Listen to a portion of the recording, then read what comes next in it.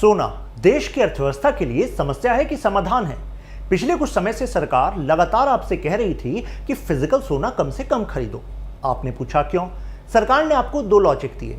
पहला, आप सोने की डिमांड मार्केट में बढ़ाते हैं, बाहर से सोने को इंपोर्ट करना पड़ता है। इंपोर्ट जब करते हैं तो पेमेंट कैसे देंगे? फॉरेन एक्सचेंज रिजर्व से पेमेंट देना पड़ता है, तो वो डिप्लीट होता है। यानी कि आपका सोने के प्रति रुझान देश के आयात यानी कि इंपोर्ट बिल को बढ़ाता है। आपने कहा अच्छा ठीक है, पता लग गया ये तो। दूसरा क्या है? आपसे कहा कि अब आप खरीदने के बाद उस सोने को अपने घर में रख लेते हैं एज अ ब्रिक। जैसे घर में आपके सोने की ब्रिक्स रखी हैं, ज्वेलरी रखी है, तो वो एक स्टक एसेट है, वो इकोनॉमी के कोई काम नहीं आ रहा। यानी कि अगर उसी का अमाउंट बैंक में जमा होता तो बैंक से किसी को लोन मिलता, वो अपने किसी काम में उसको यूज करता, आपको बाद में इंटरेस्ट मिल जाता। साथ में अगर उसको स्टॉक मार्केट में लगाते तो किसी कंपनी के काम आता, उसी से अपना कोई बिजनेस करते तो कुछ लोगों को नौकरी मिलती, कुछ प्रोडक्ट्स बनते या कुछ सर्विसेज दी जाती। तो अब तो आपने वो स्टक एसेट रखा हुआ है और इकोनॉमी का बिल और बढ़ा दिया, आपने फॉरेन एक्सचेंज रिजर्व से पैसा चला गया। तो आपने कहा ठीक है, लेकिन क्या आप मान गए? नहीं, फिर भी रुझान बना हुआ है सोने की खरीद पर। सरकार ने पूछा क्यों? आपने कहा सोने में हमारा विश्वास अटल है, यानी कि इन्वेस्टमेंट के लिए बहुत ही सेफ माना जाता है सोना। सरकार ने कहा चलो ऐसा है, सॉवरन गोल्ड बॉन्ड स्कीम ले लो आप। आपने कहा ये क्या है? सरकार ने कहा सॉवरन है हम, हमें पैसा दीजिए जो आप सोने में इन्वेस्ट करने वाले थे, हम देंगे आपको एक पेपर बॉन्ड। यह समझिएगा कि ये सोने में जो आपका इन्वेस्टमेंट है ना, उसके इक्विवेलेंट अमाउंट है, सेफ रहेगा, प्लस आपको ब्याज भी मिलेगा। आपने कहा सही है, लेकिन जो लोग ज्वेलरी की वजह से सोना खरीद रहे थे वो पेपर कहां यूज करेंगे ऐसे, राइट? अब इतनी कहानी के बाद आरबीआई खुद बड़ी मात्रा में सोना खरीद रहा है, इसका क्या लॉजिक है? तो there should be some economic principles playing here. समझते हैं उन सब कंसेप्ट्स को। इस वीडियो को मैंने दो पार्ट में डिवाइड किया है। सबसे पहले तो बेसिक से शुरू करेंगे, the concept which are involved which remain in news. जैसे आरबीआई रेपो रेट को इंक्रीज करता है तो आपके घर की ईएमआई अभी बढ़ गई है, क्या लॉजिक है? इसके बाद फिर ये कैसे कनेक्ट होता है ये ग्लोबल डाउनटर्न से, यानी कि रशिया यूक्रेन क्राइसिस, डॉलर में विश्वास का कम होना, ये पूरी कहानी को हम जानेंगे दो पार्ट में। अगर आप में से किसी को आज तक इकोनॉमी से लगता था डर, तो आज के बाद नहीं लगेगा, लेकिन मुझे चाहिए आपकी फुल अटेंशन, उसके बाद बाकी हम संभाल लेंगे। शुरुआत करने से पहले आप में से जो लोग यूपीएससी की तैयारी प्लान कर रहे हैं, स्टडी आई की वेबसाइट पे आपको कोर्स अवेलेबल हो जाएगा। अमाउंट आपको दिख रहा होगा, लेकिन 2 दिन के लिए एक ऑफर चल रहा है। आप ये कोड यूज कर सकते हैं, त्यागी फ्लैश 9999 में डबल वैलिडिटी के लिए आपको ये कोर्स मिल जाएगा। This is my Instagram handle, यहाँ पर वीडियो से जुड़े हुए एमसीक्यूज और अपडेट्स आते रहते हैं। You can connect with me here. Bank, आपसे मैं पूछूं भाई बैंक में पैसा जमा क्यों करते हो? आप कहोगे सर एक तो पैसा सेफ रहता है और दूसरा कुछ इंटरेस्ट मिल जाता है। पैसा आपने 100 रुपये जमा किए, सेविंग अकाउंट में आपको कहा चलो 3% इंटरेस्ट आपको मिल जाएगा, यानी कि 103 रुपये मिल जाएंगे। बैंक उसी पैसे को किसी दूसरे को लोन दे देता है, उससे कहा कि आपसे वसूलेंगे हम 7%। तो उसने कहा ठीक है, तो 107 रुपये वहां से आने हैं, 103 रुपये आपको दिए जाने हैं, बीच में 4% का यहाँ पर प्रॉफिट दिख रहा है, राइट? इस ट्रांजैक्शन में लगभग 4 रुपीज का प्रॉफिट हो गया। तो मुद्दे की बात यह है कि अभी करोड़ों में डिपॉजिट्स हो रहे हैं, करोड़ों में लोन दिए जा रहे हैं, तो ऐसे में प्रॉफिट भी तो करोड़ों में है। अब मान लीजिए आप में से वो स्टूडेंट जो स्टडी आईक्यू की करंट अफेयर की कोई वीडियो छोड़ता नहीं है, उसने वीडियो अपडेट देखी, विजय माल्या, नीरव मोदी कैसे बेसिकली इन्होंने फियास्को किया और ये बाहर चले गए, इंस्पायर हो गया आप, और आपने इस पैसे को लिया और फुर हो गए। तो इस एग्जाम्पल में तो जिसने ये पैसा डिपॉजिट किया था वो आया बैंक के पास, मेरा पैसा तो बैंक के पास तो है ही नहीं, तो ऐसे में बैंक को बचाएगा कौन? दिवालिया हो जाएगा ना बैंक। तो बैंक को बचाएगा आरबीआई, बैंकों का bank, central bank of India, RBI. अब क्या पॉलिसी इनिशिएटिव्स हैं? उसमें से जिक्र है मॉनेटरी पॉलिसी में 2 टूल्स का, सीआरआर और एसएलआर। बहुत ही आसानी से समझिएगा। फुल फॉर्म है सीआरआर की, कैश रिजर्व रेशियो। रेशियो का मतलब है हिस्सा। किसका हिस्सा? टोटल डिपॉजिट्स का हिस्सा, टोटल डिपॉजिट्स का रेशियो। रिजर्व से याद रखिएगा रिजर्व बैंक ऑफ इंडिया के पास रखना पड़ता है, और कैश से याद रखिएगा कैश में रखना पड़ता है। आपको समझाने के लिए मैं बन रहा हूं बैंक। आपने मेरे पास ये कुछ पैसा डिपॉजिट किया है, सीआरआर कहता है, मान लीजिए 4% है सीआरआर, मतलब क्या हुआ? टोटल डिपॉजिट का वो हिस्सा जो बैंक को आरबीआई के पास रखवाना है एज रिजर्व, मस्ट है, रूल है, इसके बिना नहीं चल पाएगा, क्योंकि आरबीआई ने बैंक को ही लाइसेंस दिया था, राइट। तो मान लीजिए 100 रुपीज डिपॉजिट था, तो 4% कितना हुआ, 4 रुपीज, तो 4 रुपीज तो आपने आरबीआई को दे दिए, तो बचे कितने, 96 रुपीज, यानी कि अभी आप इससे लोन दे सकते हो। लेकिन देखिए इससे काम बनेगा नहीं, अभी पूरी सिक्योरिटी मिल नहीं रही, तो हमें दूसरी लेयर की जरूरत पड़ेगी। फिलहाल देखिए सीआरआर कैश में रखा जाता है, आरबीआई के पास रखा जाता है, और बैंक को इस पर कोई इनकम नहीं होती, क्योंकि ये तो आरबीआई ने आपके लिए रिजर्व के लिए रखा है, राइट। इससे आरबीआई को थोड़ा ना कुछ कमाई हो रही है, आरबीआई भी इसका यूज नहीं कर रहा, राइट। तो आरबीआई आपको क्यों पे करेगा, तो इससे बैंक को कोई इंटरेस्ट नहीं मिलता। तो दूसरी सुरक्षा की लेयर है SLR, statutory liquidity ratio. Ratio का मतलब हिस्सा लिक्विडिटी, यानी कि अब इसमें ऐसे एसेट्स का इस्तेमाल करना है सेफगार्ड रखने के लिए, रिजर्व रखने के लिए, जो बहुत ज्यादा लिक्विड हो। कौन से हैं, cash, gold and government approved security. Cash तो खुद लिक्विड है, यानी कि आसानी से खर्च किया जा सकता है, मूव हो सकता है। गोल्ड भी आसानी से कैश में कन्वर्ट हो सकता है। गवर्नमेंट सिक्योरिटी का मतलब है एक पेपर जो गवर्नमेंट ने इशू किया है, आप वो पेपर गवर्नमेंट को देंगे, आपको कैश मिल जाएगा, तो यानी कि ये भी लिक्विड एसेट है। तो अब एसएलआर क्या होता है, टोटल डिपॉजिट जितने भी हैं मेरे पास, बैंक के पास, उसका वो हिस्सा जो बैंक को अपने पास रखना है अलग से। आप कहेंगे डिफरेंस क्या हुआ, डिफरेंस है क्योंकि ये मुझे अपने पास रखना है अलग से, इसमें से कोई खर्चा नहीं कर सकता मैं, कोई लोन नहीं दे सकता मैं, तो यानी कि ये तो रिजर्व हो गया। तो मान लीजिए एसएलआर है 20%, तो 20% का मतलब क्या होगा, 100 में से 20 रुपीज और आपने क्या कर दिए, रिजर्व में रख दिए। और लेकिन ये रिजर्व किसके पास रखा गया, बैंक के पास रखा गया। तो इस लॉजिक के हिसाब से सीआरआर 4%, एसएलआर 20%, तो यानी कि 24 रुपीज तो हो गए आपके लॉक, बचे कितने, 76, यानी कि अब बैंक 76 से ही लोन दे सकता है इस एग्जांपल के हिसाब से। बात क्लियर हो गई आपको, यानी कि रिस्क को एवर्स करने का ये तरीका हो गया, क्लियर बात। तो अब जो एसएलआर होता है, इस पर होती है बैंक को इनकम। क्यों, मान लीजिए 100 रुपए में से 20 रुपए मुझे रखने थे, मैंने कहा यार 20 के 20 कैश रखूंगा, कुछ फायदा नहीं है, ऐसे में 10 रुपए की गवर्नमेंट सिक्योरिटी रख लेता हूं, 10 रुपए गवर्नमेंट को देता हूं, उनसे पेपर लेता हूं, और इस पे कम से कम मुझे 2 रुपए इंटरेस्ट मिल जाएगा, राइट। अगर मैंने गोल्ड में रखा, कुछ मान लीजिए 5 रुपीज का गोल्ड रख लिया, तो गोल्ड की कीमत बढ़ेगी, उससे कुछ इनकम हो जाएगी। तो यानी कि एसएलआर में जो बैंक होता है उसको होती है इनकम। तो डिफरेंस क्लियर है आपको, आई थिंक क्लियर होगा। अब चलते हैं रेपो रेट पर। चर्चा में था कि आरबीआई ने रेपो रेट को इंक्रीज कर दिया है, इसकी वजह से अब आपका जो लोन लेने का इंटरेस्ट रेट है उसका भी इंक्रीज हो गया है। अब है क्या मुद्दा, है क्या रेपो रेट, पहले याद करने का तरीका देख लीजिए। रेपो से समझते हैं रेपुटेशन, जैसे आपकी रेपुटेशन, राइट। बैंकिंग सेक्टर में सेंट्रल बैंक और बैंक में रेपुटेशन किसकी ज्यादा, आप कहेंगे सर आरबीआई की ज्यादा, अनडाउटेडली आरबीआई।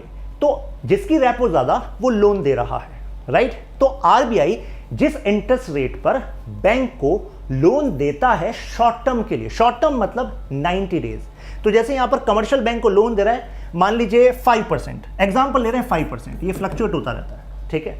तो 5%, तो इसका मतलब ये है आरबीआई बैंक से कह रहा है कि भाई अगर शॉर्ट टर्म के लिए हमसे लोन लेना हो तो हम 5% पे आपको दे सकते हैं।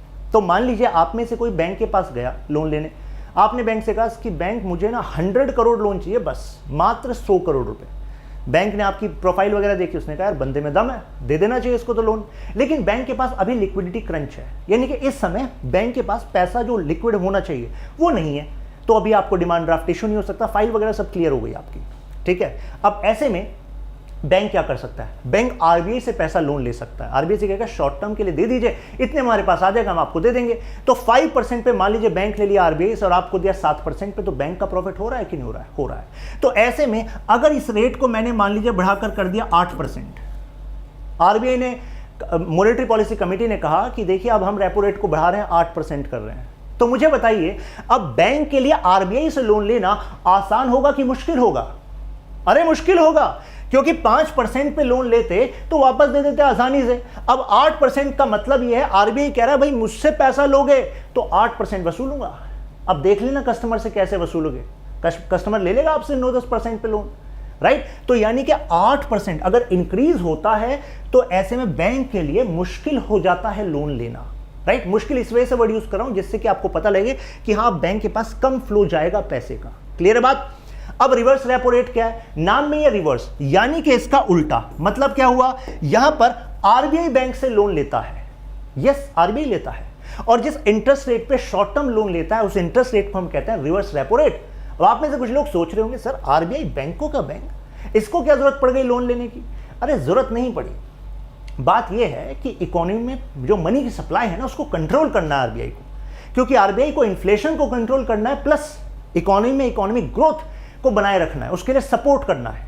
तो ऐसे में मनी सप्लाई, कितना पैसा सर्कुलेट कर रहा है मार्केट में, ये जरूरी है इस पर कंट्रोल रखना। मैं आपको एक एग्जांपल देता हूं समझाने के लिए। मान लीजिए इस पैसे को मैंने मार्केट में सप्लाई कर दिया, आप सबके पास ये पैसा है, ठीक है। अब और ज्यादा पैसा आ गया आपके पास, और ज्यादा मनी सप्लाई हो गई, तो मुझे बताइए अब आप ज्यादा चीजें खरीदेंगे कि नहीं खरीदेंगे? आप कहेंगे सर पहले हम यही करेंगे, अभी फ्लिपकार्ट अमेजन खोलेंगे और ऑर्डर करेंगे, सोचा हुआ था कुछ। यानी कि आप डिमांड बढ़ा दोगे, और ओवरऑल ये सबके लिए है, राइट? पूरी इकोनॉमी में ऐसा हो रहा है, तो ओवरऑल इकोनॉमी में डिमांड बढ़ेगी। अगर सप्लाई सेम है और डिमांड बढ़ गई तो मुझे बताइए प्राइस बढ़ेगा कि नहीं बढ़ेगा? बढ़ेगा, इन्फ्लेशन हो जाएगा ये तो, राइट? महंगाई बढ़ जाएगी। तो महंगाई को कंट्रोल करने का जिम्मा किसका है? आरबीआई का है।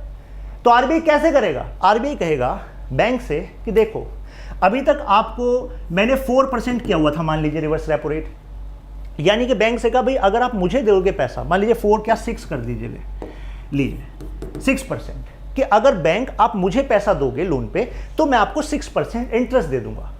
बैंक कहेगा हाँ ठीक है यार, कुछ पैसा ऐसा है कि हमें आरबीआई को दे देना चाहिए, कारण हमने डिपॉजिट्स तो ले लिए, अब जिसने डिपॉजिट दिया वो तो इंटरेस्ट मांगेगा, उसको तो जाना है इंटरेस्ट, लेकिन इतने लोन हमने दिए नहीं, पैसा हमारे पास रखा है, तो इससे तो अच्छा है कि आरबीआई को दे दो, है ना? आरबीआई से कुछ इंटरेस्ट आ जाएगा।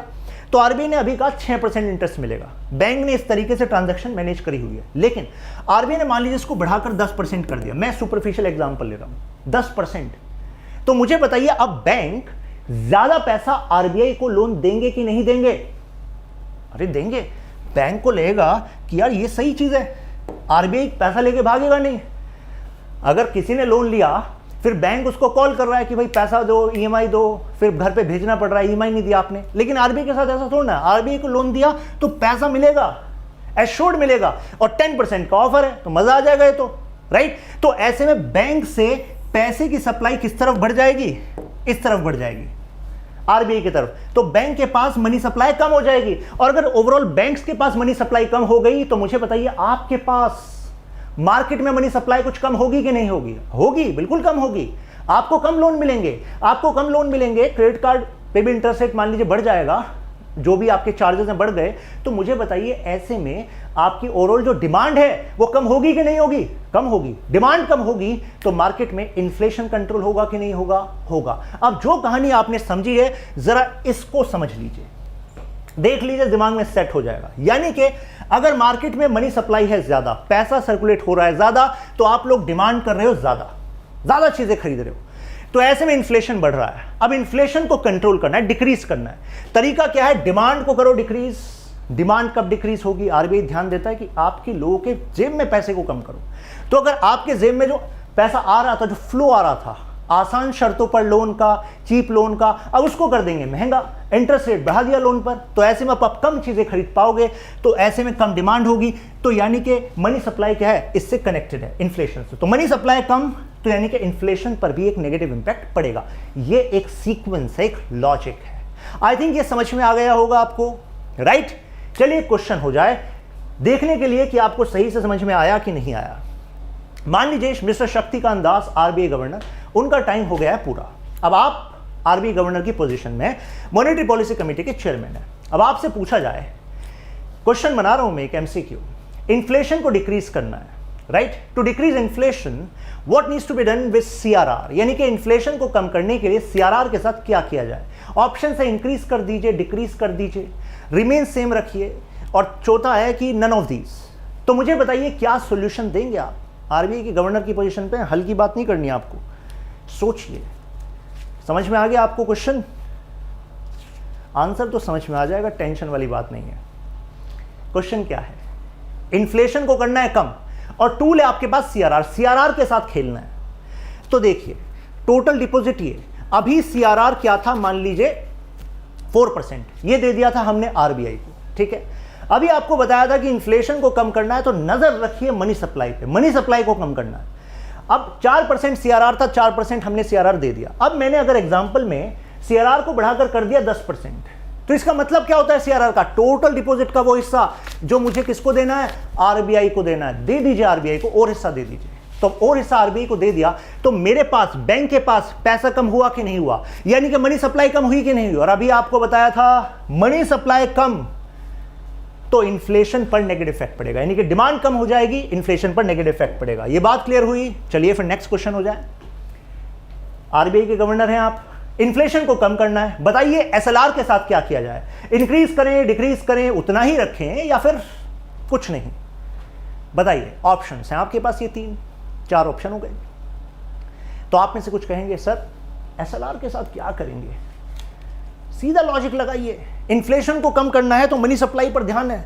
बैंक के पास जो पैसा बचा हुआ है ना, डिपॉजिट, उसको कम करा दीजिए बस किसी तरीके से, बस ध्यान यहां पर देना, आपके पास आंसर आ जाएगा।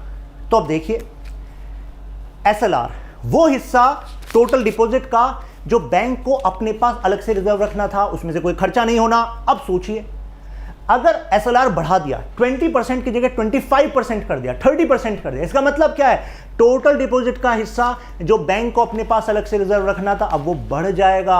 अगर वो बढ़ गया तो बैंक के पास लोन देने के लिए पैसा कम हो जाएगा। मनी सप्लाई कम होगी कि नहीं होगी? मनी सप्लाई कम होगी तो मुझे बताइए डिमांड पर नेगेटिव इंपैक्ट पड़ेगा कि नहीं होगा? डिमांड कंट्रोल होगा तो मुझे बताइए अब इन्फ्लेशन भी कम होगा कि नहीं होगा? होगा कि नहीं होगा?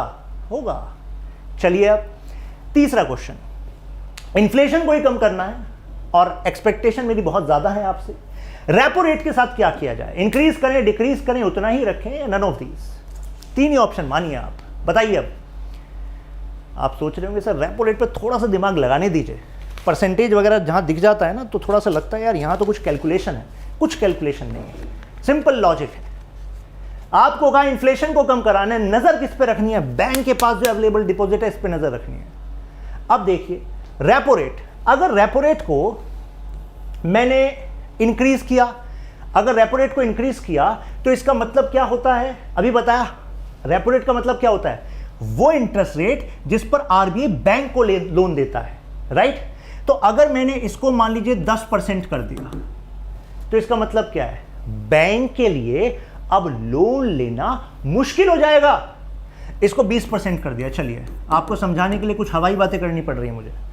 20% कर दिया तो अब इसका मतलब क्या हुआ कि अब बैंक के लिए आरबीआई से लोन लेना और मुश्किल हो जाएगा। तो बैंक के पास जो फ्लो बना हुआ था आरबीआई से लोन का, वो कुछ कम होगा कि नहीं होगा? और वो कुछ कम होगा तो बैंक जो मनी सप्लाई कर रहा था वो कुछ कम होगी कि नहीं होगी? डिमांड जो आप लोग कर पा रहे थे वो कुछ कम होगी कि नहीं होगी? इन्फ्लेशन कुछ कम होगा कि नहीं होगा? तो यानी कि रेपो रेट को भी क्या करना था? इंक्रीज करना था।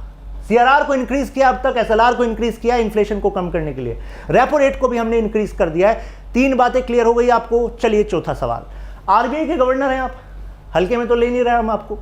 अब ऐसे में रिवर्स रेपो रेट के साथ क्या किया जाए? इन्फ्लेशन को कम करना है, बताइए क्या किया जाए? आप कहेंगे कि सर इसमें तो कुछ रिवर्स ही कर दीजिए, फिर ऐसा नहीं करना है। लॉजिक लगाइए, ध्यान किस पे देना है? बैंक के पास जो अवेलेबल मनी है उस पर देना है। रिवर्स रेपो रेट है क्या? यानी कि जो इंटरेस्ट रेट जिस पर बैंक आरबीआई को लोन देता है, मान लीजिए ये 6% था, तो बैंक कह रहा था ठीक है, यानी कि आरबीआई को लोन देंगे तो कितना मिलेगा? 6% इंटरेस्ट मिल जाएगा। अगर मान लो मैंने इसको बढ़ाकर 30% कर दिया, अगेन सुपरफिशियल एग्जांपल है, समझाना है आपको, 30% कर दिया, तो मुझे बताइए अब बैंक भागा भागा आरबीआई के पास आएगा कि नहीं आएगा? ये तो बहुत ही ल्यूक्रेटिव ऑफर हो गया।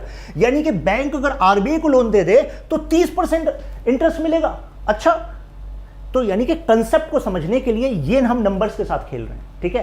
तो ऐसे में बैंक अपना ज्यादा पैसा सोचेगा कि आरबीआई को दो, आपको क्यों दो?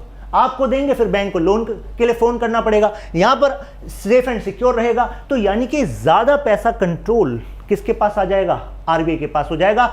मार्केट में जो अवेलेबल मनी था बैंक के पास, ये भी गया रिवर्स रेपो रेट के तहत, ये भी बैंक को लोन पर उन्होंने दे दिया। तो यानी कि बैंक के पास अवेलेबल कैश कम होगा, मार्केट में मनी सप्लाई कम होगी, यानी कि क्या आप उतना डिमांड कर पाओगे? नहीं कर पाओगे। यानी कि डिमांड पर क्या होगा? नेगेटिव इंपैक्ट होगा। ये बात क्लियर हुई कि नहीं हुई? यानी कि रिवर्स रेपो रेट को भी मैंने क्या करा है? इंक्रीज करा है। अब ध्यान रखिएगा, यानी कि यहां से अगर क्वेश्चन आएगा कि भाई इन्फ्लेशन को हमें डिक्रीज करना है, आरबीआई को इन्फ्लेशन को डिक्रीज करना है, तो ऐसे में सीआरआर के साथ क्या करें, एसएलआर के साथ क्या करें, रेपो के साथ क्या करें, रिवर्स रेपो के साथ क्या करें। आपको एक बात ध्यान रखनी है कि इसको इंक्रीज करें। अभी अभी प्रूफ किया आपके सामने, तो इस ट्रिक को ध्यान रखेंगे तो काम आपका बन जाएगा। बात क्लियर है कि नहीं है? Clear, sorted. चलिए अब आते हैं नेक्स्ट वाले पार्ट पे हमारी वीडियो के। RBI is buying gold steadily. अब क्यों कर रहा है? आरबीआई कह रहा है कि देखिए हमारा जो फॉरेन एक्सचेंज रिजर्व है ना, हम उसको डाइवर्सिफाई कर रहे हैं। डाइवर्सिफाई का मतलब क्या है? फॉरेन एक्सचेंज रिजर्व में गोल्ड भी होता है, अदर फॉरेन करेंसीज भी होती हैं। होती क्यों है? वो इस वजह से होती हैं भाई, हमें बाहर से जब ट्रेड करना होता है, यानी कि बाहर से कुछ सामान लेना है, तो क्या पैसा वापस करोगे उनको रुपी देंगे क्या? नहीं, क्योंकि रुपी इंटरनेशनली एक्सेप्टेबल नहीं है ना। इंटरनेशनली एक्सेप्टेबल क्या है? फॉर एग्जांपल डॉलर है, यूएस डॉलर, तो हमारे यूएस डॉलर होता है, राइट। तो जैसे चाइना के पास सबसे बड़ा फॉरेन एक्सचेंज रिजर्व है वर्ल्ड का, राइट, और उसमें भी यूएस डॉलर प्रोमिनेंट है, राइट। हम क्या कर रहे हैं? हम उसको डाइवर्सिफाई कर रहे हैं। आप कहेंगे मतलब इसका ये हुआ कि जो फॉरेन करेंसीज का कंपोजिशन है, हम उसकी जगह ज्यादा कंपोजिशन अब गोल्ड का करना चाह रहे हैं। बिल्कुल सही समझे आप, लेकिन क्यों करना चाह रहे हैं? आरबीआई ने कहा कि हमने अभी भी देखा कि रशिया ने करीब 600 बिलियन डॉलर उसका जो फॉरेन एक्सचेंज रिजर्व था वो अलग अलग इलाकों में था। मतलब ऐसा नहीं होता जैसे मैंने कहा फॉरेन एक्सचेंज रिजर्व है देश का, तो आप ये मत मानिएगा कि आरबीआई के पास एक तिजोरी है, वहीं तो सारा गोल्ड रखा है, वहीं पर सारी अलग अलग तरह की फॉरेन करेंसीज रखी हैं, और जब पेमेंट करना होता है तो बस वहीं से जाता है। नहीं, ऐसा नहीं है। हम अपने फॉरेन एक्सचेंज रिजर्व को दुनिया के अलग अलग बैंक्स में भी रखते हैं और काउंट करा कर रखते हैं कि हमारा फॉरेन एक्सचेंज रिजर्व है। तो यानी कि जब सेटलमेंट होता है तो वहीं से भी सेटलमेंट हो जाता है, राइट। हमने देखा कि रशिया ने जब दुनिया के अलग अलग कोने में रखा हुआ था, अब रशिया के सैंक्शंस की वजह से वो फॉरेन एक्सचेंज रिजर्व हो गए फ्रीज। अब रशिया अपना इंटरेस्ट भी पे नहीं कर पा रहा लोन पर, जो उसने दुनिया से अलग अलग जगह से लिया हुआ था, तो रशिया को नुकसान झेलना पड़ा ना। Over dependence on foreign currencies in foreign exchange reserve. तो एक तो ये रीजन है कि हम क्या करना चाह रहे हैं, डाइवर्सिफाई करना चाह रहे हैं, ठीक है। फॉरेन एक्सचेंज रिजर्व में क्या होता है, करेंसीज, बॉन्ड, ट्रेजरी बिल, यानी कि गवर्नमेंट सिक्योरिटीज भी इसका पार्ट होती हैं। अब जरा गोल्ड का जरा रेट देखिए फ्लक्चुएट कैसे हुआ है। मतलब जब मैं रेट कह रहा हूं तो उसका मतलब है कितना परसेंट गोल्ड हमने खरीदा है। तो जरा देखिए, पहले हमारा डिक्रीज हुआ था, लेकिन अब हम देख रहे हैं कि दोबारा हम ज्यादा गोल्ड खरीद रहे हैं। खरीदने का रीजन आपको बताया, एक जो डाइवर्सिफाई करना चाह रहे हैं। अगर हम हाईएस्ट परचेज देखें सिंगल फिस्कल ईयर में, तो 200 टन गोल्ड हमने खरीदा है फाइनेंशियल ईयर 2010 में आईएमएफ से। अब जरा ये कंपोजिशन देखिए, हमसे भी बहुत ज्यादा गोल्ड तो थाईलैंड खरीद रहा है। अब रीजन क्या है? थाईलैंड को भी लग रहा है कि देखो इकोनॉमी में डाउनटर्न चल रहा है वर्ल्ड में, और डॉलर पे भी अब विश्वास नहीं किया जा सकता, सैंक्शंस लगेंगे, यूरो पर भी डाउनटर्न हो रहा है, मतलब फ्लक्चुएशन हो रहा है। तो ऐसे में मान लीजिए मैंने $1000 अपने पास रखे, अब $1000 की जो वैल्यू अभी है मेरे फॉरेन एक्सचेंज रिजर्व की, कल जरूरी थोड़ा ना वो रहेगी। अगर डॉलर की वैल्यू कम हो गई, यूरो की वैल्यू कम होगी, तो इसका मतलब मेरे फॉरेन एक्सचेंज रिजर्व की वैल्यू कम होगी। मैं ऐसा नहीं होने दूंगा। तो इसके लिए मुझे क्या करना पड़ेगा भाई? कुछ तो आपको रिस्क लेना पड़ेगा, लेकिन कुछ आप गोल्ड रख सकते हैं जिससे कि उस रिस्क को आप ऑफसेट कर सकते हैं। भाई अगर गोल्ड रहेगा तो भाई अगर डॉलर की वैल्यू कम हुई, आपके यूरो की वैल्यू कम हुई, तो आगे लॉन्ग टर्म में गोल्ड एक जो है वो वैल्यू सिक्योर रहेगी। तो डाइवर्सिफिकेशन का एक रीजन रशिया यूक्रेन क्राइसिस और इसकी वजह से जो सैंक्शन वाली बात बताई आपको। तो ऐसे में अब हम रिड्यूस करना चाहते हैं डिपेंडेंस ऑन दिस डॉलर। अब देखिए 3 रीजन ब्रॉड, और चौथा एक और। एक तो है डिपेंडेंसी, जो कि आपको पता लगा, हम डॉलर और यूरो पे डिपेंडेंसी कम करना चाहते हैं। दूसरा है सेफ्टी वैल्यू, जो आपको बताया $1000 का अगर मेरा फॉरेन एक्सचेंज रिजर्व है तो वो सेफ रहे, तो ऐसे में गोल्ड जो है एक सेफ्टी वैल्यू होती है। लिक्विडिटी है, यानी कि आसानी से कन्वर्ट हो सकता है। और चौथा इन्फ्लेशन। इन्फ्लेशन क्यों? महंगाई जब बढ़ती है तो मुझे बताइए जो करेंसी आपके हाथ में होती है उसकी वैल्यू घटती है कि बढ़ती है? घटती है। जैसे 10 रुपये का नोट है आपके पास, ठीक है, और मान लीजिए जो ऑनियन है उसका दाम है 10 रुपीज केजी, ठीक है। तो आप गए और आपने 10 रुपीज की ऑनियन ले आए, ठीक है। अब हुआ क्या? अब एक हफ्ते बाद आप फिर गए वो 10 रुपीज का नोट लेकर। इस बार जो वो सब्जी वाला था उसने कहा सर इस बार जो प्याज है सर उसका रेट बढ़ गया, वो 20 रुपए किलो हो गई है। तो मुझे बताइए वो 10 का नोट जो आपके पास पहले था उसके बदले आप 1 केजी प्याज लेकर आ रहे थे, लेकिन अब आप जब 10 का नोट लेकर जा रहे हैं एक हफ्ते बाद, अब मात्र आधा किलो प्याज लेकर आ रहे हैं। तो यानी कि जो 10 का नोट है उसकी जो परचेजिंग पावर है, जो वैल्यू है, वो कम हुई कि नहीं हुई? क्यों हुई? क्योंकि महंगाई बढ़ गई, राइट। तो इस वजह से जो करेंसी है उसकी वैल्यू पर नेगेटिव इंपैक्ट पड़ता है इन्फ्लेशन का। लेकिन अगर गोल्ड है हमारे पास तो वो जो है सिक्योर माना जाता है, क्लियर है बात? तो यही बात हमने यहां पर समझाई है कि सेफ्टी होती है और लिक्विडिटी होती है गोल्ड में, इस वजह से गोल्ड जो है दोनों क्राइटेरिया को फुलफिल कर रहा है। अब जरा ये देख लीजिए gold as percentage of reserves across the world. United States देखिए 78.6, हम तो अभी 6.9% पे हैं। तो देखिए हमसे और कितने ज्यादा अलग अलग कंट्रीज हैं, जैसे जर्मनी 75.7%, 70.8%, यानी कि डेवलप्ड नेशंस में भी गोल्ड की तरफ रुझान है फॉरेन एक्सचेंज रिजर्व में, राइट? अब आप सोचेंगे यार ये यूएस डॉलर इन्होंने इतना ज्यादा क्यों रखा हुआ है? वो कारण है क्योंकि इन देशों की जो करेंसीज है ना, वही रिजर्व करेंसी मानी जाती है वर्ल्ड में। यूएस डॉलर है, तो यूएस डॉलर जब ऑलरेडी इंटरनेशनल करेंसी है तो उसको अपनी करेंसी को रिजर्व में रख के ट्रेड के लिए वो डिपेंडेंस उसके पास नहीं है।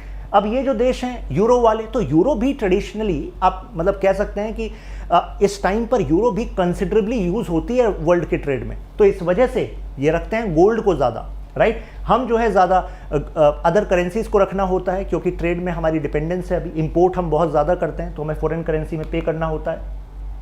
शक्तिकांत दास जी का कहना है कि देखो हम एक्सपेंशनरी पावर तो है नहीं, तो हम ये नहीं कह रहे कि हम पर सैंक्शंस लगेंगे, लेकिन सैंक्शंस की वजह से कैसे आपका जो फॉरेन एक्सचेंज रिजर्व्स हैं वो कैसे फ्रीज हो जाते हैं दूसरी टेरिटरीज में, हमने इसकी सीख ले ली है। इस वजह से हम गोल्ड की तरफ शिफ्ट हो रहे हैं, गोल्ड का हम परचेजिंग बढ़ा रहे हैं। आई थिंक आपको ये इशू समझ में आ गया होगा पूरा। अब देखिए ये question, purchasing gold by RBI remains a tool for hedging certain risk, यानी कि जो रिस्क हैं उनको मैनेज करने का एक तरीका है गोल्ड को परचेज करना। डिस्कस दी पॉलिसी डिसीजन, जो अभी पॉलिसी डिसीजन सरकार ने लिया उसको डिस्कस करना है। आई थिंक आपको ये समझ में आ गया होगा। फिर मिलते हैं नेक्स्ट वीडियो में, तब तक के लिए कीप लर्निंग कीप ग्रोइंग।